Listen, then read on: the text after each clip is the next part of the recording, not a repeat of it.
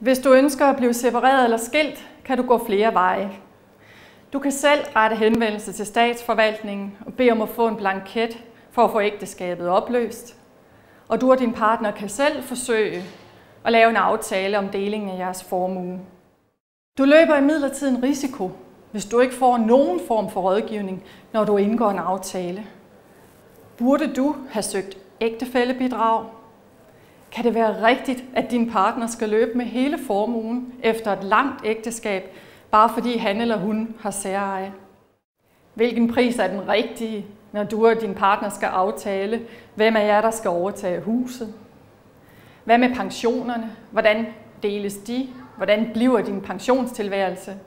Og hvem af jer skal overtage gælden? Og så videre. Det er belastende at blive skilt. Man kan være tilbøjelig til måske at indgå en ufordelagtig aftale, bare for at få fred.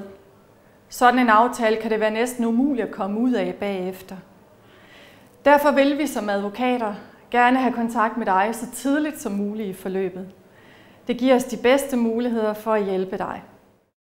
Du kan downloade Ret og Råds brochure om separation og skilsmisse her på nettet, og du kan kontakte en af vores advokater rundt om i landet med speciale inden for familieret.